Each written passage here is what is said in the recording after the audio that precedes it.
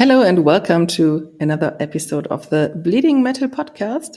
My name is Pia, she, her, and as always, I'm joined by... Hello everyone, I'm Kiki. My pronouns are also she, her. And today we have another Tuska special episode, and I'm really happy that we will talk about that now because you've been talking to Marko Hietala, who is the former bassist of Nightwish and also, additional vocalist of Nightwish. Mm-hmm. And I've been listening to the band for almost 20 years, and he was one of the reasons why I like their music so much. And I also watched tons of interviews that he had and live footage and everything. And he always seemed to be a very nice person. Mm-hmm. I always enjoyed listening to him and to what he had to say. And so I really was excited to also listen to the interview, to the discussion you had with him. What was the topic? We were talking about his life in music. That was kind of the idea of the session. And to what you just said, he actually seemed to have that reputation of being a super grounded and humble person all around. Everyone I talked about him to seemed to have this expectation or this idea of him, and it was really nice to see that it actually is the truth. Then let's start with the interview and talk just a little bit more about it later. We named the theme of the forum, Young Voices and the Future of Metal.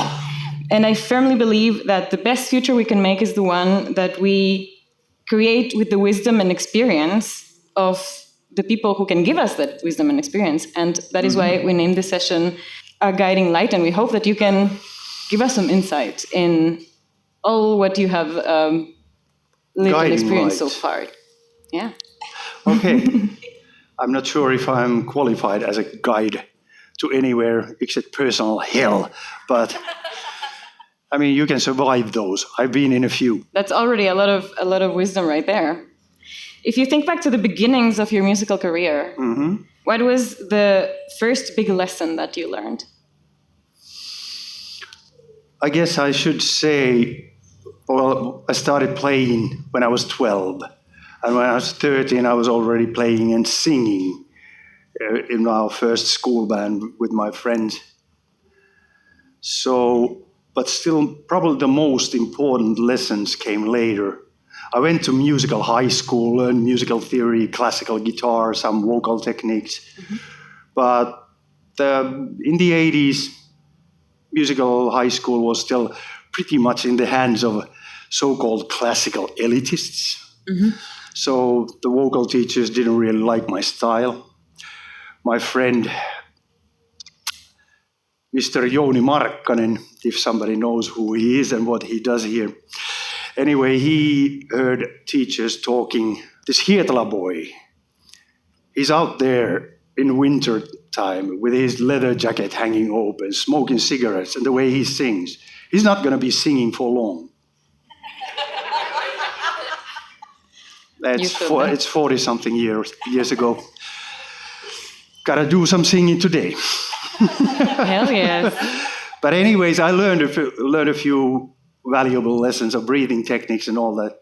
But yeah, the best school where I really learned a lot was when I was a little bit over my 20s, 21, 22, when I went to do like an apprenticeship as a studio engineer. And I stayed in that studio for 4 or 5 years. And that was the time that I really learned a lot about different types of music, how to play them, how to arrange them, how to put a horn section to a song so that it sounds like Steve Winwood's song. All these kind of things which have nothing to do with heavy metal. But as a school, it was brilliant because we had our hands on those things. We twiddled with the knobs and effects and also had my experience with original analog tape machines. And editing was sometimes nerve-wracking because you do it by a razor and you cut the tape and you cut pieces of it and you roll the tapes against the tape head to hear where the bass, boom, boom, boom. So, okay, gotta cut right there. So that was always scary because once you fuck it up, you can try to tape it together, but you better succeed because otherwise the take is gone. So there you are.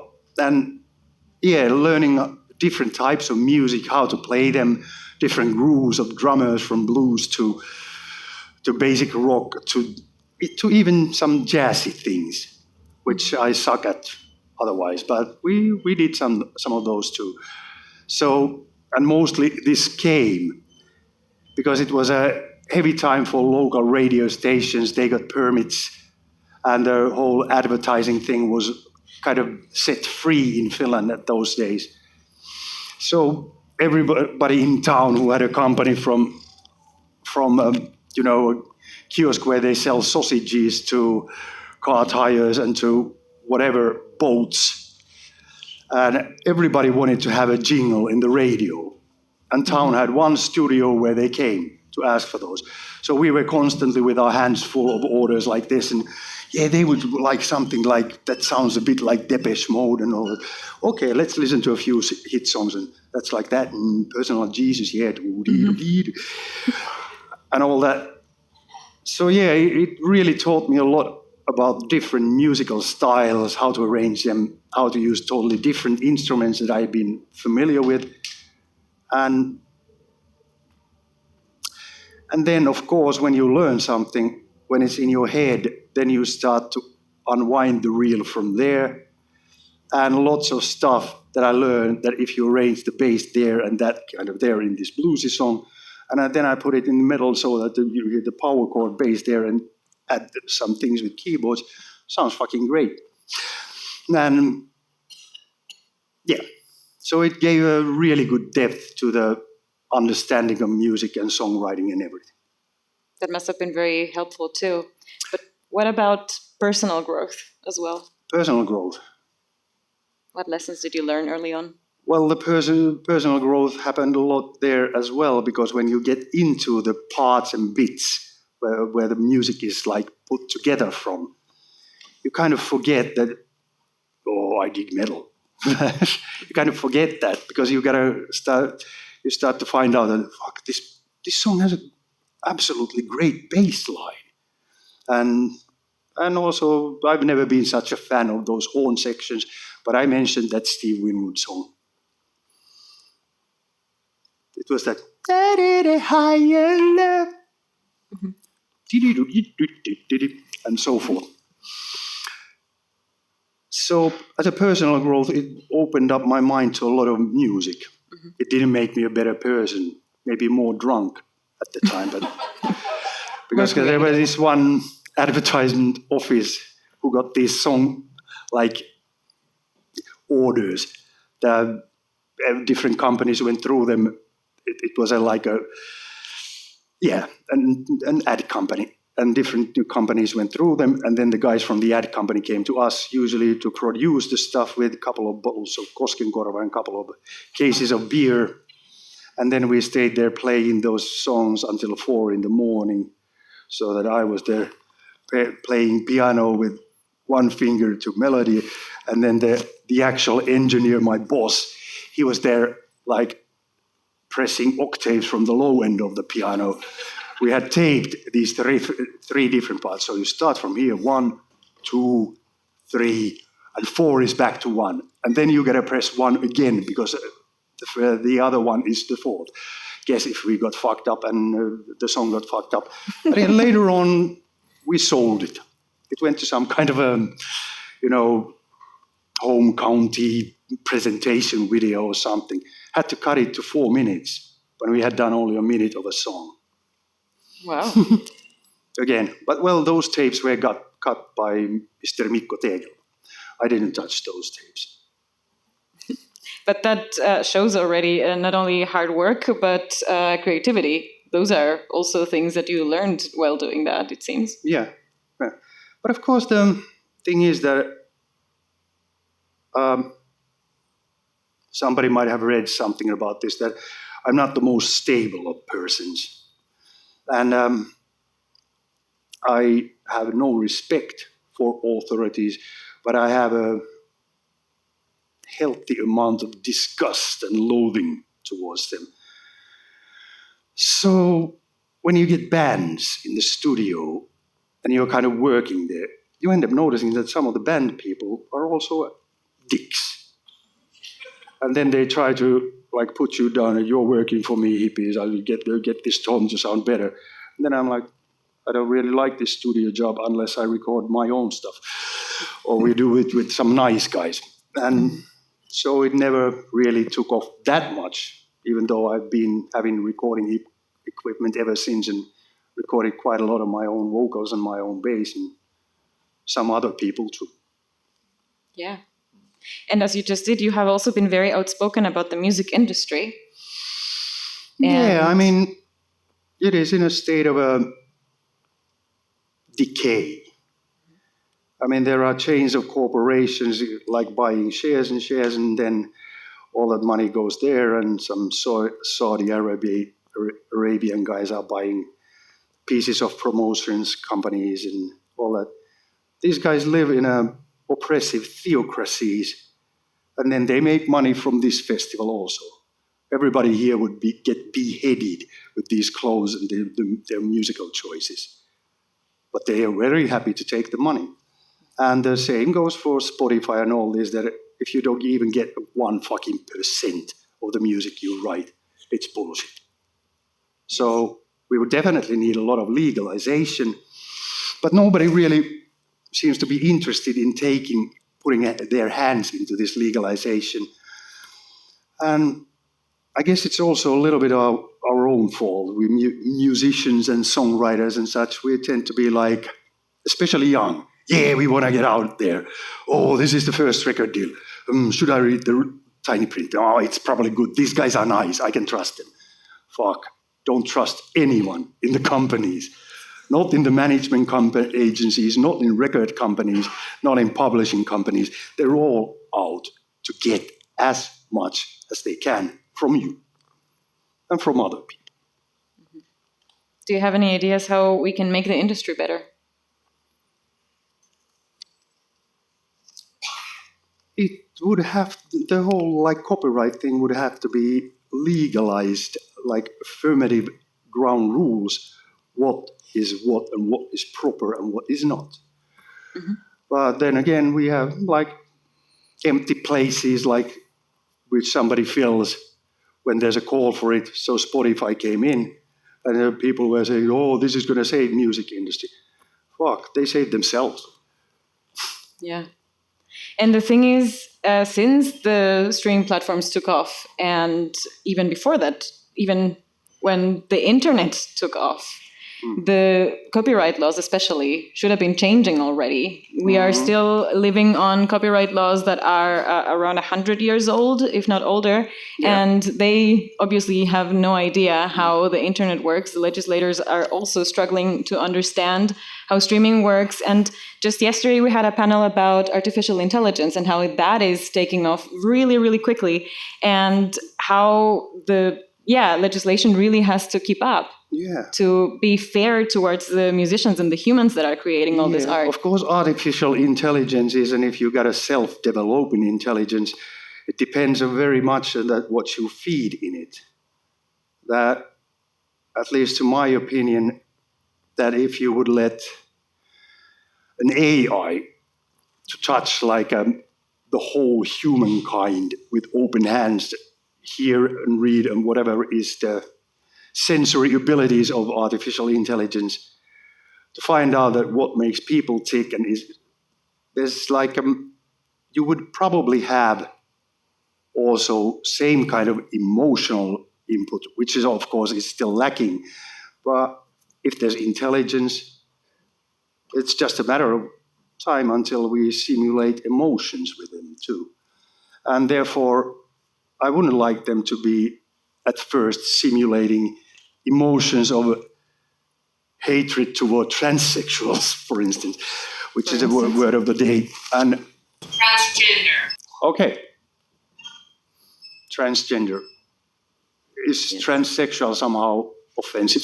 It has nothing to do with sexual orientation. You're transgender. Yeah, I'm the old school heterosexual male, white heterosexual privileged male.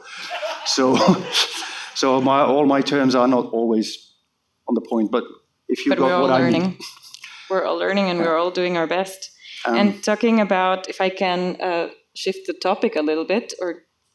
Oh yeah, I was talking already about artificial intelligence, and you said you talked about it yesterday. Let's go back to. No, but you also touched the topic of emotions, and emotions. We also talked about mental health yesterday evening, and that is the thing that I wanted to ask you, because that was, if I recall correctly, one of the reasons you quoted to when you left Nightwish, and I would be interested, and I guess the audience too. How are you taking care of yourself now? Well, the thing was that I had been so much torn apart by the world and all the instances that wanted me. And at the same time, I was carrying a huge, huge load of bad thoughts. And now, of course, why they managed to take such a hold. Because, well, my first bout of depression was diagnosed in 97, or was it 98, whatever, back then.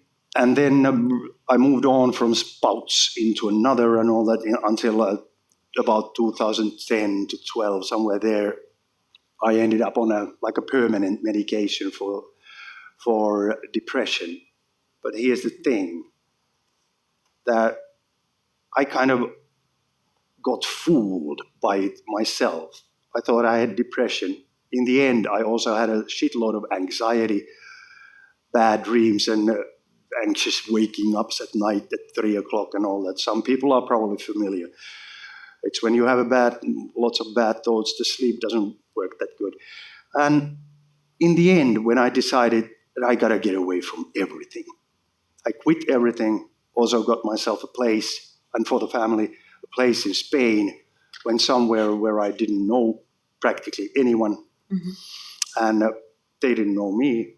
Stayed there for over a year, and also, well, I've been having a therapist here in Finland for about 5 years already, been calling, and then had to start getting the medications and all that there on the side of Spain, and then this one psychiatrist here in Finland recommended that when I listen to you, I think you would need to get to a neuropsychological test for ADHD. I was like, what?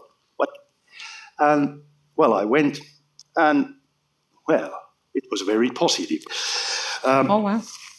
And what we find out is that this depression and anxiety that we've been trying to medicate with this med, and then that med, and then that med, and then cocktail of these meds, and then add to that cocktail half a pill of this every other day. And, well, anything works for a little while, especially if you're like hoping your ass off that it would work. You make yourself believe, but then eventually the effect will fade. And then, like this, after about 2 decades of doing that, and then you're in pieces so much that you got to get away from everything you know. And then there you find out that you've been medicating symptoms for half of your life. And then onward to the ADHD medication. And the depression has been there for so long that it doesn't go away. But that only needs now one pill, one certain pill, and then ADHD medication. And the ADHD medication was the one that really had life-changing qualities. Has that helped you? Yeah. The anxiety especially started to wear off. And like after 3 weeks, like, what the fuck have I been thinking for years? What the hell is this? Is this? It feels like this when you're relaxed. This is fucking great. And it was. And then when you don't have that like a constant noise and rumble in the head, and when bad things and bad years, they kind of take over that noise. That normally I would hear messages from outer space and whatever, which were pretty positive. If they weren't, I would use a tinfoil hat. But then I just like had like my own conversations in my head where I was trying to explain things to my ex-wife where she was totally wrong about me, what I thought about this, why I did this and all that. And yeah, well, I can say that she was wrong in a lot of places. But of course, I was also impulsive and rash, like a lot of people with these traits are. So that, yeah, if I was too worn down and too much noise in the head, I would lose I would get rages. And I would shout and I would throw things. Not towards anybody, anyways, not ever. But anyways, if there are any people nearby and somebody who comes from behind the corner when you're throwing this glass to the wall, you might cause some real damage. So of course I was already very much ashamed and trying to get rid of those habits. And then I still had them until that year and a half ago, until we started to medicate the ADHD. After that, everything has been really peaceful. And I mean, those rages I had ever since I was a kid. That is so good to hear. I'm glad that you're doing better. Do we have any questions from the audience already? Yes. Sorry? Do you rage against the machine? Well, it depends on the machine. If I like the machine and it works well, then I'm all pleased with it, like my PlayStation 5. But I wasn't very pleased with the dishwasher in the Spanish base. I would rage against it sometimes. That's awesome that you play games. What kinds of video games do you play? Mostly like long role-playing games with very good plots and twists and puzzles and strategic thinking. Okay. Interesting. Yeah. Nice. We have a few questions from the audience, and most of them are anonymous, but one of them is from Patrick, and they want to know if you had to pick one, who or what made you like or make heavy metal? Well, two instances. First was when we were visiting my parents, like a friend couple in Savonlinna. And my dad used to play guitar. This dude there, Seppo, he played organs. He had his home plastic Hammond and all that. And probably because of that, he also had a legendary album from Deep Purple, Fireball. And he just said that, Marko, you like some of those rock songs, so listen to this one. And then he puts the earphones on my head and Fireball starts. And I was blown away. I was 8 years old, and it was the greatest thing I had ever heard. Until I got 9, and then my older brother borrowed some Black Sabbath albums from a friend at the neighbor's place. And he came home with Master Reality, which is a very gloomy and doomy and slow and, how would I say, even oppressive record for those times. And I just loved it. It was great, hearing that riff coming into the void. Lots of chromatic, doomy sounds. And yeah. Right. Do you also now get inspired by younger musicians? Sometimes. I mean, the actual technical musicianship is something that doesn't really inspire me that much as a great songwriting these days. Because I'm also quite an old dog. Like I said, I read musical theory and learned some classical things and all that. And during the course of years, I've listened and learned to analyze even more. And when I hear something, I tend to be immediately like, okay, yeah, now I know this. Oh, the bass goes there, so the next chord is that one. And it is very often. So you cannot really surprise me unless you do something else than mainstream. All right. Not to say that there are some great songs also at the mainstream area of things, but still, I've been moving more and more into the prog side of things, like in my personal listening.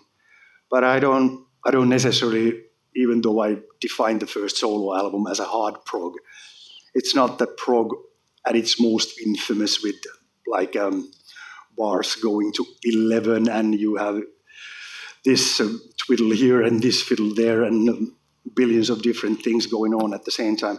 I do like to write choruses and verses that can hit you. But there is definitely a lot of like 70s progressive attitude, how I think about where the melody goes and how to put chords there and blah, blah, blah. All right. Can you name a band or an artist that has recently inspired you? From the prog metal side, of course, well, quite a lot of people know the Arjen Lucas's Arium project. He's got a lot of good stuff. Yes. Katatonia, their stuff I like a lot. Gloomy and Doomy. I guess my Black Sabbath roots get a little bit of fed there. Nice. I like that. Teemu asks, what do you think about the music industry making music more and more based purely on data? Let him. I mean, what can we do? Or what can we do if the artificial intelligence decides that I'm smarter, I'm faster, I know better, humankind can be replaced? Well, everything basically on this planet has been replaced and gone extinct so far. So if there's something better, well, let it replace us. I don't see humans as irreplaceable. I mean, we're faulty creatures. Check out Vladimir Putin. And we haven't been very nice to the planet either. So. Nope. Yeah. Yes. Any plans on new solo material? Yeah, indeed. We've been actually doing quite a few raw demo versions just last week. Nice. So we definitely hope that we could get something like released and out this year, but it's a bit of a work in progress. So no promises. Right. Yeah, it's with my own band. Yeah, which carries now the sinister name of Marko Hietala since it's a solo project. I've been thinking that how could I kind of escape this now and put there like a proper band's name instead. Because I can be at the front and I can be singing, but like to put it all behind my name, that's a little bit too much. The guys are musicians and good musicians and talented writers and arrangers by their own right. Do you also include the stuff about your mental health, for example, in your music and lyrics? Well, yes, for sure. But I mean, I don't know if you can take something straight out of the song and say that this is the thing you thought about this. Not like that, because I'm a heavy reader, and lots of what I read is heavy science fiction and some fantastical stuff. But anyway, kind of complicated stuff. So everything I do kind of also feeds the things that I write. And then they kind of all these things that I read about and all that, and then what I have myself, then I put them through the ringer of my imagination, and I'm starting to get for instance, the song For You from the first solo album. That is definitely a story that I was in a bad and dark place, and there was somebody who helped so much that we've never broken up from that relationship. But it's also got the heavy sci-fi connotations, starting with your star fell into a black hole, events took you to horizon, and all that. So there I do a combination of something that was real, but then I use the vocabulary and the symbolism and the metaphors that I have my own personal way of putting together. Right. May I ask about the song The Voice of My Father? Ah, that one. Yeah. Well, it's about, there's a lot of personal levels there. Because, my father, he was the one that actually, sang to his boys at the evening so that the boys would fall asleep. It's in the song. We also both had a pretty severe alcohol problem. He managed to quit it, and so did I. And so, all that I sing with my father's voice, and my son, you could sing too, and all that. It's about these things that what we also learn in good and bad, like the alcoholism, for instance. Right. We have another question from the audience that's anonymous and a little bit cryptic. It just says, Kuopio Artists Night. Kuopio Artists Night. Is that a question? It's 3 words with a question mark. I wish I could ask the questionnaire that what kind of artist night? Just one or plenty? Was there some sort of open mic night where you that's played what a I figured. lot? Yeah, but they have them every night in different bars. It's called karaoke. Exactly. I avoid those. My artistry gets satisfied enough already with these things. Hell yeah. Now, I have one last question, and it is, what advice would you give to young and newcomer bands and musicians who are just starting out? A lot of guys at this moment are like that. If you have a fallback job, take that instead. This is a hard road. You get to be cold, and you get to be hungry and thirsty, and you get to travel, and you get to. Sometimes it's like you never sleep. I'm in deprivation right now. Last night I had 4. Then I had a full night. Then night before that we had a show. Got back home so that I got 5 hours of sleep and all that. So tonight I think I'm gonna hit the sack early, but but the most important thing I guess is that again that open mind. That if you are just listening to the bands of your own genre, it's a musical, incest and interbreeding. And if you just listen to this band and then try to write songs with vision, you will still end up sounding like a bastard moron child of those 2 bands that you were always only listening to. You got to give yourself space and breathing space musically as well to hear a lot of things and then find out what you can do with, personally. It makes no sense to put chains on yourself. There you go. That's some great advice. It is. And persistence like hell. I mean, I was 35 before these things started to, pay my rent. Before that, I was doing cover band stuff and troubadour stuff and collecting unemployment money. Got busted from doing some darkness money shows in a bar corner, and then they took my unemployment money away and all that. It's a hassle, but then again, you gotta survive. Sure.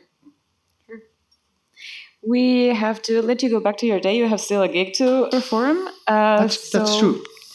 I want to thank you so very much for your time, for taking the time and participating in our forum. And thanks to the audience as well for being here and listening to this very lovely conversation. Thank you also for opening up and being so vulnerable with me. It's been an emotional one as well.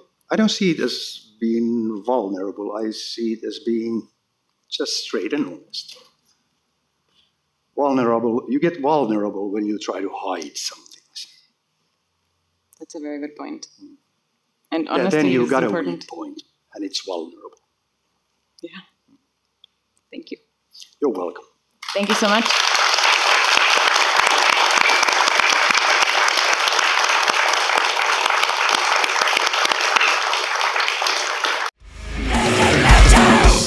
Yeah, he talked really openly about so many things, about his life and development as a musician, and how he also grew as a musician and as a person, and how that belonged together also. Yes. And he was very open about his past and his personality also, because he says something about he had this mental health issues that led to him being destructive, not towards people, but towards things, throwing around things, for example.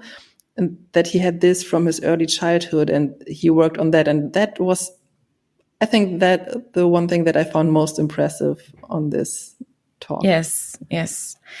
Well, to give a little bit of background, even before that, when I started organizing the forum, the TUSKA Forum by Bleeding Metal, I didn't know I had different ideas, right? Some of the sessions should be panels with different artists. Only the AI panel turned out to be that way. But there were more ideas.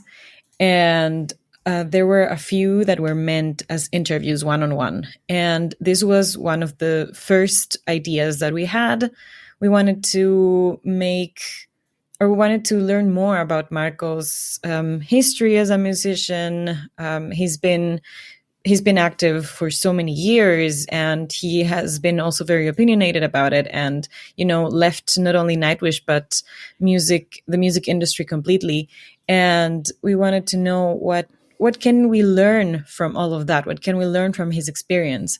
And that actually fit, even though he is such an icon and such a legend, that still fit to our concept of TUSKA Forum by Bleeding Metal 2023 being all about young voices and the future of metal, because I firmly believe that there is no future if you don't actually learn from the past. The past is our foundation, and especially as artists and musicians in general, so much of many aspects of our personality have an influence in our artistry. And I mean, it's well, as humans in general, as our personality in general, how we grew up, all of our childhood trauma, pops up in our behaviors and influences what we do, how we work, what we create.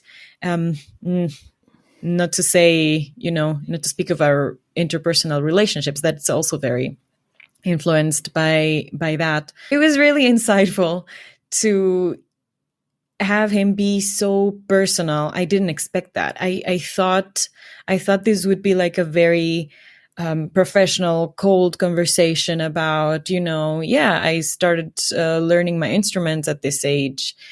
And so I thought he would tell us all of these different professional milestones that he had reached throughout his life, and then go on to explain what frustrated him about the music industry and how he sees the future of metal music in general. But it turned out to be something completely different that was even more beautiful and nicer to talk to him about, to listen to. There was this kind of solemn air in the venue. That was another one that was quite full. We had a big audience, and a very reactive audience. They were really listening. They were paying attention. They were reacting to each and every one of his words, and every silence was not awkward, but was like respectful of everything he was sharing with us. The things about his childhood, the things about mental health diagnosis, that was what struck me the most, because from what I understand and from what I've been reading, especially from what people share on social media, for example, getting diagnosed with ADHD as an adult is now kind of common, and especially women are misdiagnosed a lot and just keep struggling with all of these things, not knowing what it is, thinking that they're doing something wrong or that there's something wrong with them. And all of a sudden having a diagnosis explain a lot of the things you have difficulties with must be so freeing. And and then getting the help you need, getting the therapy you need, getting the medication if it's necessary to help you cope with all of that and to make life easier must be, like all of a sudden you lived in black and white your whole life and all of a sudden you have color. And that was so, it was really moving to hear that he's getting better, that it's never too late to get better. It doesn't matter how old, how young, how experienced or how inexperienced. It doesn't matter the mistakes you have done in the past. You can always get better, starting with yourself, starting to take better care of yourself. So that was really beautiful to me. Yeah. I have a friend who has ADHD, and he explained it to me when we were having breakfast. He said, well, for you, it's pretty easy. You see what's on the table and you just choose what you want to have on your bread, what you want to eat. But for me, it's difficult because there are so many possibilities that I can choose from. And that for me is overwhelming. And that helped me to understand also how his brain works and why he acts how he acts in several situations. So it always helps when you get a tool to understand yourself better and to understand better why your brain works that way. Totally. It must be really, really liberating, really refreshing and relieving to have a better handle on all of that. And so that was a very, very lovely moment. And another one that moved me really, to tears almost, was when I asked about this one song. And that was, that was sort of a, maybe a bit of a, I don't know, selfishly therapeutic thing for me, because I had been listening to his music in preparation for the interview, and I noticed that from his album, he released one version in Finnish and one version in English. And I listened to them both, and especially this one that's dedicated to his father was like very, very touching. And to have him explain it or talk about it in a little more detail from his own perspective and what he wanted to achieve with the song and everything, and to be so open about it was very moving as well. That one really hit me in the feels, and I thought I'm gonna start sobbing right here and right now, and I'm gonna have to ask somebody to take my place because I just can't. And I had this like very, very weird feeling, and luckily he himself turned it into a nice and lighter story, and and that helped to lighten up the mood and keep going with everything.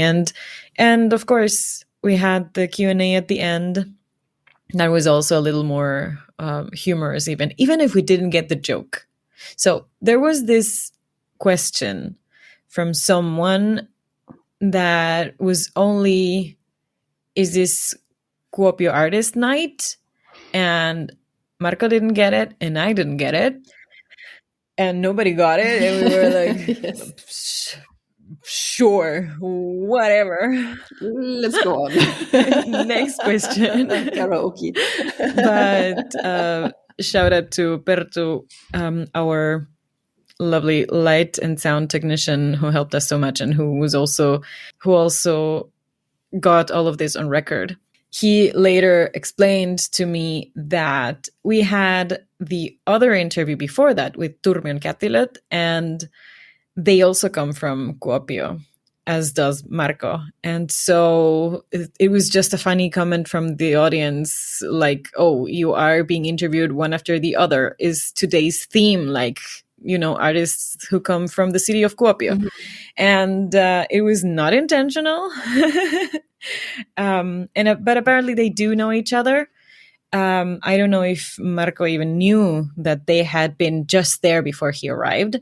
So he didn't get the question and he couldn't laugh. But at some point, I at least finally understood what the question meant. What I also found interesting in this conversation was the copyright law issue, that the laws for the music industry and for artists in general are older than the internet, obviously older than artificial intelligence, and therefore need to be updated since, I don't know, 80 years or something. We had a really cool episode about it ages ago. Remember when we talked to Siegfried from Dragony, who's also a lawyer, and he explained things to us in a little more detail.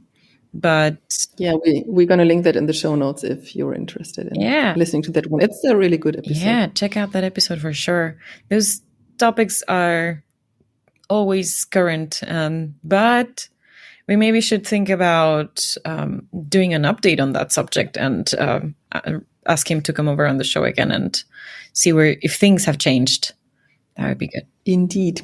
So do you have anything from the interview that you wanted to stand out to talk about? Or have we covered all the important topics? We did. We went through all of the important things. The only thing I want to add is how deeply grateful I am for that experience. As you were saying in the beginning, for me, it has also been almost 20 years since I first listened to Nightwish. I might have mentioned this anecdote before, but I was 16 when I started my first band, heavy band. We weren't too heavy, but still, I wouldn't call it a rock band. Anyway, and the guitarist gifted me this live DVD of the live Wishmaster concert performance. And I fell in love. That changed my life. And Marko was a part of that. And he was not in the band at that moment, but he was part of the support band Synergy. And the funny thing is that the support bands always do jokes with the main act. And Synergy, there is footage of Synergy going on stage and acting like they were Nightwish and saying, "Hey, we're Nightwish." I've seen that video. And Marko has been introduced as the bass player of Nightwish, even though he wasn't back then. Yeah, and that was that's a prophecy if we ever see one. Yeah, but Nightwish in general has been like a big part of my listening habits since then, and there was this last moment at the end of the interview where I thanked him, and he gave me this look of gratitude as well, but also like it was like deeper than that. It was this whole like, thank you for reaching into my soul and bringing out these stories, and it was like very And then we took a few pictures. So it was really, really nice. I was very, very grateful that he opened up like that. His PR person from Nuclear Blast also was very impressed and moved and thanked us for the good work. And it was just very, very lovely. It was this very emotional, very nice atmosphere all around as well. So I hope everybody liked it. I hope, I hope this interview hit you in the feels just like it did me and the people in the audience. And share it with your friends. Yeah, and this reaction also shows musicians have so much more to tell than just, our next album will be up in a month and we watched this and that movie and got inspired by it and blah, blah, blah. So many of them are very happy when they can share more personal stuff as well. And being an artist is so much more than just the art that you release, that you put out, because you give all your personality into it. And I know a lot of musicians who say releasing an album and especially writing the lyrics is like being completely naked in front of your audience because you show so much of yourself. And I have the impression that many people don't realize that because they just consume a song, which is totally fine. But there is so much more in between the song and the personality of the artist. And I think he was also happy to be able to share the parts of him with also the people who obviously like his music a lot and took the time to come to the panel and talk about that. Yeah, I think it was therapeutic. Yeah. For all of us. Also. Yes. Perfect. So was this the last interview you had? Yeah, this was the last session of the Tuska Forum by Bleeding Metal. And with that, we went to party. After this, we needed a drink. What? No, it was a really cool ending for the forum, and I really, really hope that everybody felt it the same way, and that we get the chance to do it again next year. And we also will take a break now with the podcast. You will hear again from us in November. We won't release any episodes in October, so you have the time to catch up with everything you missed or to re-listen to some of your favorite episodes, maybe. Hell yeah. It's only a short break. We will be back with the Bleeding Metal Podcast 3.0. Yay. Yes. Thank you for listening. Hope to have you back in the audience then. And goodbye. Bye.